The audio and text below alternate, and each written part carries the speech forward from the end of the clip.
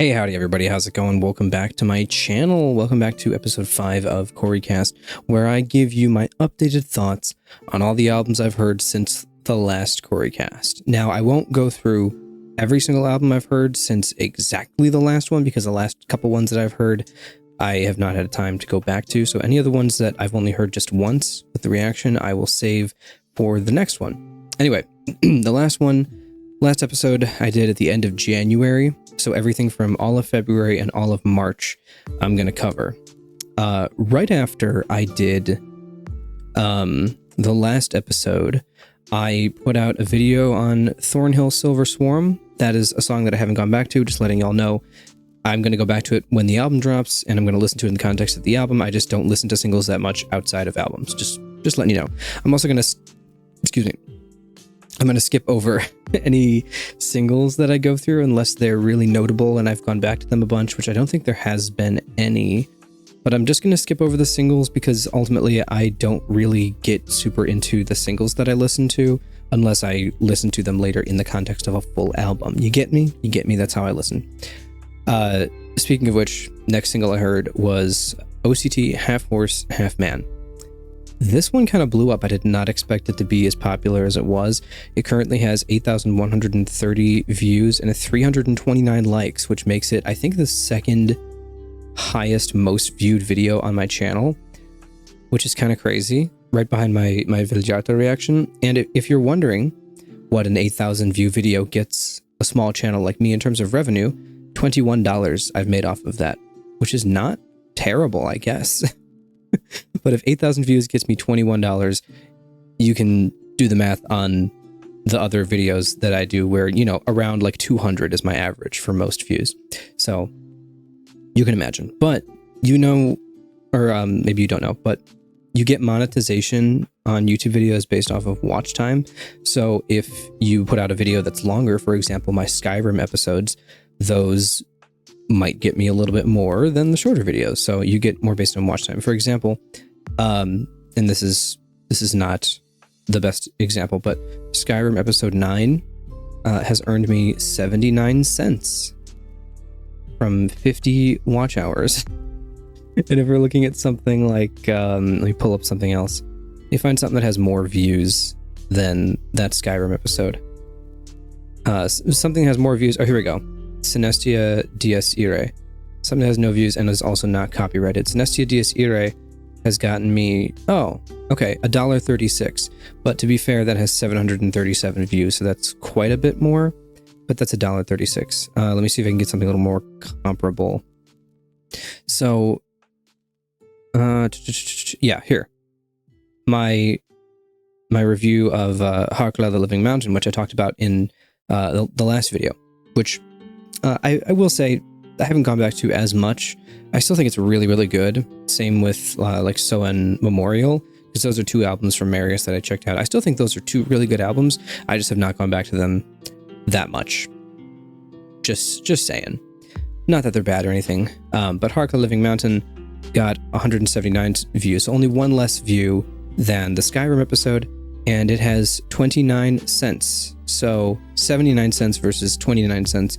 For a shorter video, you get like a fraction of the revenue, you know, based off of watch time. All right, tangent over on how YouTube works. Then I heard I Sealed Eyes Winter. I remember that being a good song. I just have not gone back to it. Kind of want to hear more from them. I listened to Termina Soul Elegy. I still think it's a really, really good metalcore album. I went back to it, I think, once, and I just really have not had the desire to go back to it since. Just saying. Then I heard Elision Ludovico. I heard another song from Elision, and I haven't gone back to listen to those either, just because they're singles and I don't really listen to singles. And then I got a new camera, which is a lot of fun. So got this going on, new webcam. Then I listened to Spiritbox single. I'll talk about that more later. I listened to Synestia Dies Irae, good song, haven't gone back to it as well. The next album I checked out, though, was Native Construct Quiet World. This album I still think is a masterpiece. It is incredible, amazing album. It really did blow my mind in my first listen, and I can't wait for them to release the 10th anniversary vinyl like they said that they would, or they kind of gauged some interest on it on Instagram, because I'm definitely going to snatch that up as soon as I can. So that was great. Then what's next? Liza P DLC trailer. I talked about Elden Ring Night Rain, played some Elden Ring Night Rain. Let me go to... Okay, then I checked out the EP This World Wasn't Made for Ones Like You by Enslaved Angel. As you know, not my kind of music. I didn't really like it. I haven't listened to it since. That's all I'm going to say about that. Then I listened to Human Nature by Mission Jupiter.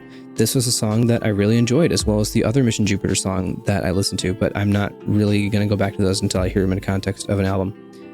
So cool. I think they told me when the album's releasing. I don't know if it's publicly announced, but they told me when the album's releasing. I think. I just forgot. I forgot when it was.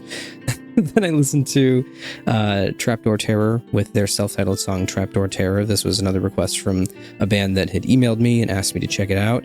And this one got quite a good amount of views. I don't know if they spread it around with their friend group or whatever, but it got a decent amount of views. And 271 views to be exact, which is a lot more than some of my other videos around that time.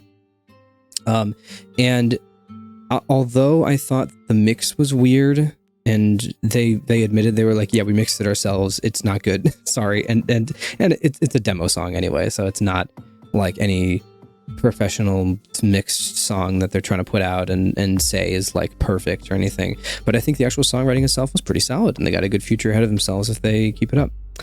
Then I heard what I think is my second favorite album of all time. It has taken over Hindsight Notes.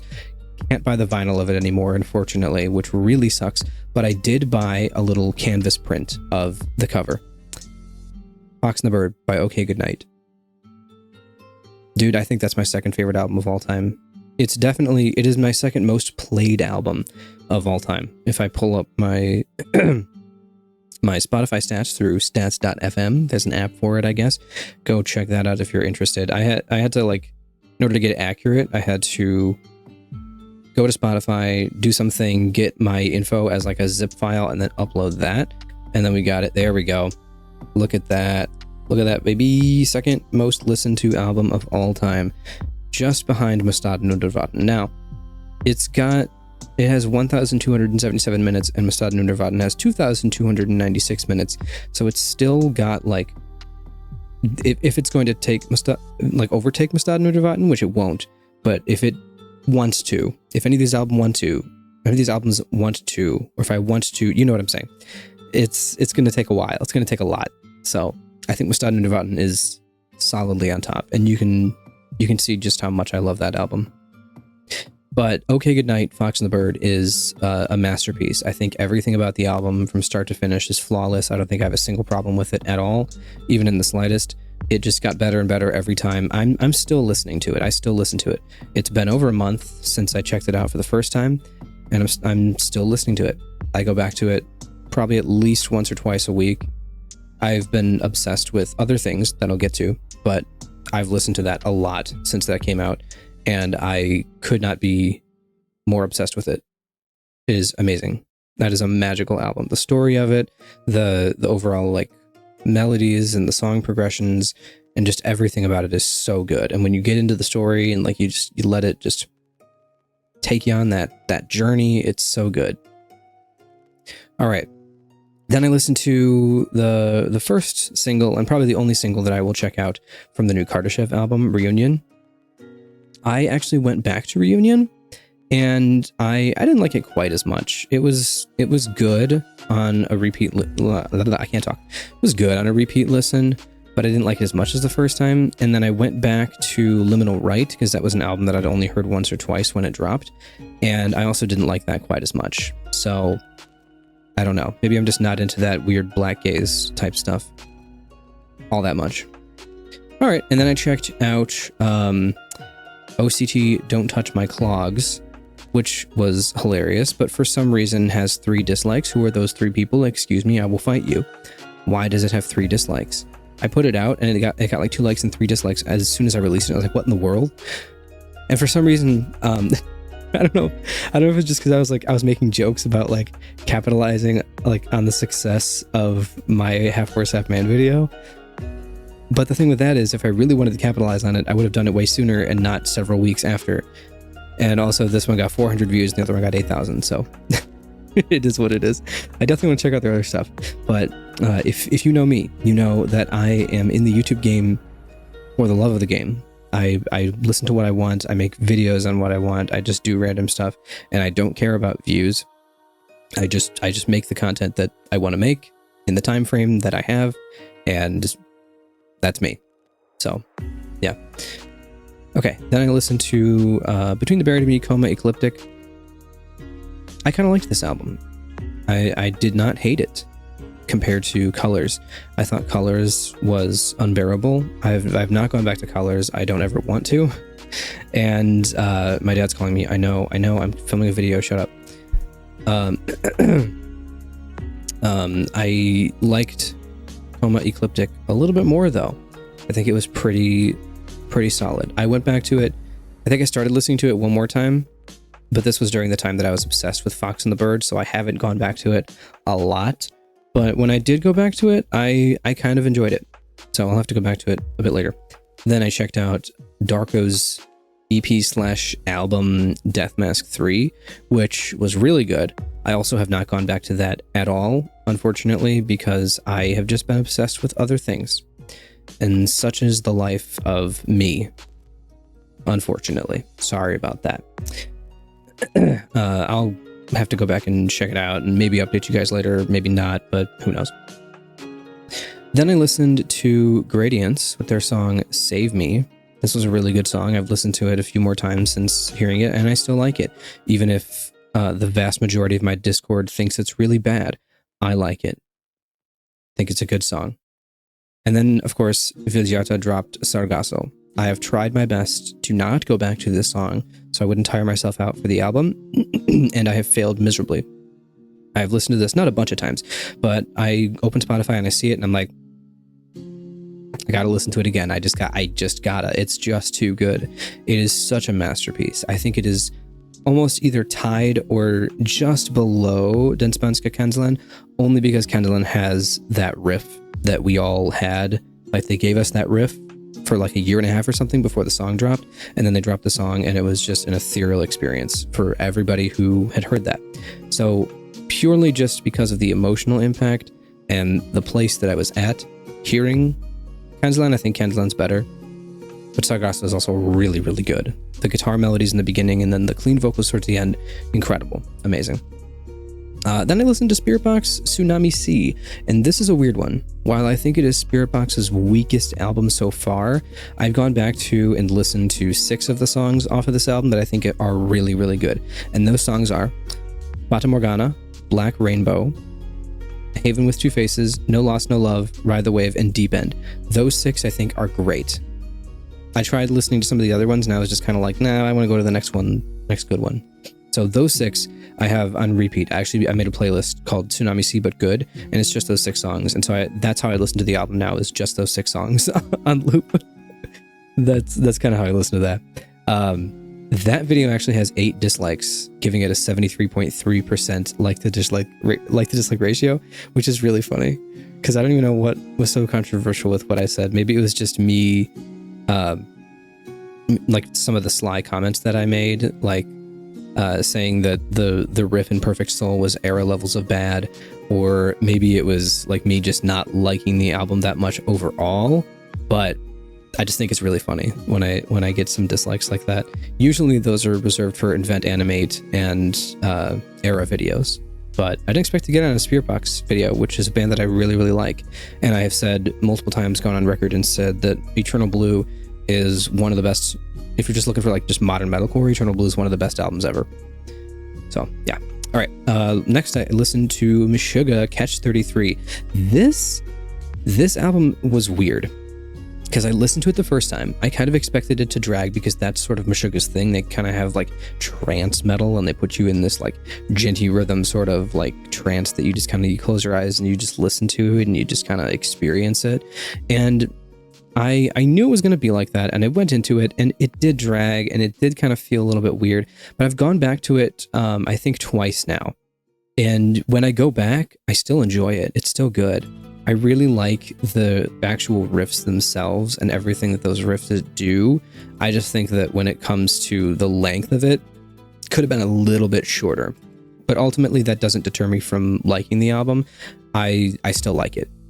And I'm really excited to hear more from Meshuggah, because people say that Catch 33 is one of their weirder albums. So maybe I'll like an album that has more grooves and less time of just a lot of empty space and breathing in there. Then I checked out Thornhill Tongues. Again, I'm not going to go back to that until the album drops, which should be soon, actually. I think it comes out like April somethingth. So it's gonna be pretty soon. I'm gonna check that out. I think it actually comes out next week. Let me just look up real quick. Thornhill new album. This comes out will arrive on April 4th. Yes, so it does drop next week, which is very exciting. So I'll be listening to that next week when that drops, or I guess when you're seeing this, because I'm releasing this on the Monday of this week. Friday of this week, it will be dropping, which is very exciting, and I will be checking it out as soon as I can that weekend. So excited. Probably Friday night I'm going to be listening to that, so wait for that. Then I listened to the other Elision song, Nostalgia, which was also really good. I really like the switch-ups in their progressions. Again, it's not a song that I've gone back to a bunch, mostly, almost entirely, just because I don't listen to singles outside of albums all that much, except Sargasso. Then I listened to the new Sleep Token song, Emergence, which is also another song that I've gone back to outside of the album because it's just really, really good. I haven't listened to it that much, not as much as like Sargasso, but it's still super, super good. I think it's amazing. I really liked the progression of songs like Ascensionism or Take Me Back to Eden. And this kind of mimics that, where it has kind of like a softer beginning, it gets into like a rap part, and then it's got like a breakdown section. Like the other two songs had that, and I think those two are like my favorite songs from them. And this one had that same structure, and I really enjoyed it. I think it was great. Now, I hope that with the full album that it's not fully all like that, because I think that could get a little bit old, but I think dropping a song with that song structure for their first single from the new album was a really good idea. Also, I think that there's a new song coming out tomorrow or something, Monday the 31st, or like something's happening tomorrow. They've teased something on the 31st. We'll see. And then we are officially 2 months away from the album coming out, so that's exciting. And Elden Ring Night Rain releasing. Big hype. Then I heard Alluvial 40 Stories, which was amazing. Definitely, I called it in my video one of the best songs I've heard on this channel, and I genuinely think it is. I would really like to hear the album in full when I have time, because I've not gone to the album, or I've not gone back to the song since, and I think it'd be really cool to hear the album in full. I've been told that the song is not indicative of how the album sounds, that the album itself is a lot heavier and the song is a lot lighter, but I welcome that. It'll be a cool switch up in an album of heavier stuff. Then I listened to Disembodied Tyrant, 8.6 Blackout. Pretty good song. I didn't go back to it. It was just not kind of my thing overall. I didn't like it super, super much, but it was a lot of fun, and it felt fresh and new for a genre that kind of gets stale these days sometimes. Then I checked out another one of my favorite albums that I've heard on this channel, Rolo Tomassi, Where Myth Becomes Memory. This is a Patreon album poll winner, and I think it was just amazing. It's just so beautiful. This is one that I've gotten obsessed with. I think this has actually made it into my top 10 albums of all time. I've listened to this so much since I first heard it just a few weeks ago, actually. It's been just a few weeks. So I heard it March 18th. Wow. This is currently number 8 on my top 10 most listened to albums of all time, over Eternal Blue. That's kind of funny. Here's my top 10, or my top ones. If you want to see, I'll just put this here. You can pause it if you really want to look, but those are like my top albums of all time. So very fun. Like my top most listened to. Not always my favorite, not in order of like favorites, but definitely the ones I've listened to the most. Then I listened to Mission Jupiter Self-Destruction, which was a pretty good song. Again, I haven't gone back to it. I'm interested to hear it in the full album. That's kind of what I'm just going to say it in the context of full album for like all of these singles. Then I listened to Unrequited, A Pathway to the Moon, which was pretty good. Again, it's kind of that weird black gaze thing that I don't love as much, but I think this one did that beautiful black gaze so well. And I went back to it and started listening to it again. Excuse me. And it was just incredible. This album, I think, with a few more listens, which I have to get back to it and check it out a few more times, but I think that album is going to be one of my favorites this year. It's very, very, very good. Such a beautiful atmosphere. It does drag a bit, but it's kind of like Catch 33, where it's one of those trance albums that you put on and you just kind of like let it take you, you know? It's kind of like that. Then I listened to Falconshield, Drown With Me. This was a Patreon song request, and it was pretty good. It's pretty good. I felt a little kind of out of the loop of things, not knowing anything about League of Legends other than having seen season 1 of Arcane. And that's all I know about League of Legends. I played one League game back in like 2016, and I've seen season 1 of Arcane. So I don't know if this was, I mean, I'm assuming it was for a character, but I don't know any of the references in it. The song itself was kind of cool though. I liked it. Then I checked out, unfortunately, Invent, Animate, and Silent Planet, Bloom in Heaven, which is kind of mid. That second song was pretty decent, and I called it my third favorite Invent, Animate song, which is not a high bar, because number 1 is Heavener, number 2 is Reverie, number 3 is that one, and then like everything else, I don't even remember how the songs go, and I don't want to listen to them again, so I did. So I went full hater mode on this. I started the video by telling people to please dislike because I want it to be my most disliked video ever. I think currently right now it has the highest ratio with a 63.4% positive like to dislike ratio for that, but it only has 15 dislikes, and my Heavener reaction has 18. So you got to step that up, guys. I need 3 more dislikes. Come on. Then I listened to Deafhaven, Lonely People with Power. This album and the next one are not up on YouTube yet. So if you're waiting to hear my thoughts on this, skip the section, skip this, like just close the video because I'm basically done. Just skip this because I don't want to spoil it for you. But I listened to Deafhaven, Lonely People with Power, and I didn't like it. I did not like it, dude.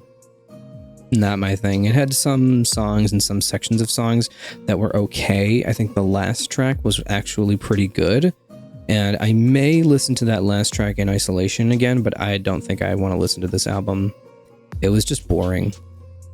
Then I listened to Jakub Zaiteki Remind Me, which was pretty good. I loved it. I thought it was really good. I need to listen to more of it though. So that's an album that I'm going to talk about next time. So save that for later. I'll get my thoughts on that more next time, but I really liked my first listen of it. And then we're all caught up. And that's everything. I've also been progressing slowly my Skyrim and Silent Hill 2 playthroughs. I'm hoping to be a little bit more consistent with that because I'm almost caught up on the albums, and then I won't have those looming over my head, and then I won't feel, what's the word? Like stressed. I feel stressed because I have so many albums to get to, but also then that stress makes me not want to listen to the album, so it's like a never-ending cycle. But the albums I have next to get to are Diablo Swing Orchestra, Pandora's Pinata, and Artificial Language Distant Glow. Those are 2 requests from Pig Vomit. And I have Jacob Roberge The Passing from Matt, aka Airsick Lowlander.